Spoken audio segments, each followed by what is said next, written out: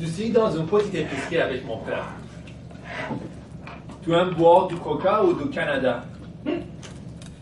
C'est quoi la différence entre le coca et le Canada? Le coca, c'est une boisson gazeuse noire.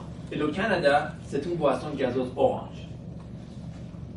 Moi, je veux du Canada. Monsieur le Président, Madame l'animatrice, chers membres et distingués invités. Jusqu'à mes 12 ans, j'ai pensé que le Canada était une boisson gazeuse.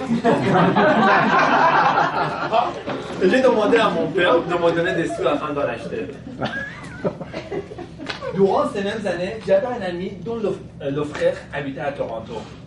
Il m'a dit qu'il y avait un grand pays, si grand, éloigné et verdoyant, que son frère l'appelait le plus beau pays dans le monde, le Canada. J'étais confus. Comment ma boisson préférée pourrait-elle être associée à un pays lointain? Chaque jour, il nous a raconté comment le Canada était beau et différent de notre réalité quotidienne.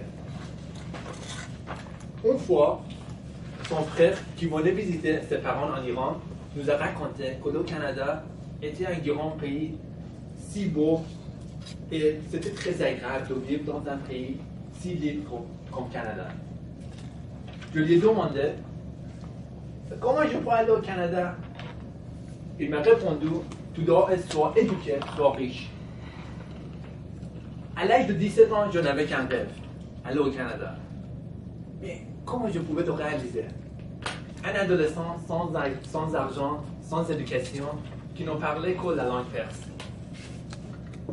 Je me suis fixé 3 objectifs afin d'arriver à ma destination. Apprendre l'anglais, étudier et faire de l'argent. J'ai commencé par l'apprentissage de la langue anglaise. C'était le plus difficile parce que j'étais le pire en anglais à l'école. Cette fois-ci, j'avais une motivation impeccable. J'étais le meilleur étudiant dans tous les cours et après avoir terminé le niveau avancé, on m'a embauché comme un professeur anglais. J'étais très content parce que je pouvais gagner de l'argent en enseignant tout en apprenant. Durant ces mêmes années, j'ai commencé mes études à l'université en ingénierie d'agriculture. J'ai eu beaucoup de succès à l'école. J'ai même publié 2 livres pendant mes études. Dès que mes études ont été complétées, j'ai trouvé un emploi satisfaisant où je gagnais beaucoup d'argent. J'étais vendeur de revêtements de sol dans une grande entreprise où j'ai gagné de grosses commissions. Finalement, je suis parvenu à atteindre mes 3 objectifs. Mais cela ne suffisait pas d'aller au Canada. On m'a dit, si je voulais aller à Toronto, je devrais rester dans la liste d'attente pendant 5 ans. J'avais 25 ans et je ne voulais pas réaliser mon rêve à 30 ans. J'étais tout déprimé jusqu'à ce qu'un ami me dise que si je pouvais parler le français, je pourrais aller au Canada dans moins de 2 ans. J'étais surpris. Comment c'était possible? Et pourquoi les gens parleraient le français dans un pays anglophone?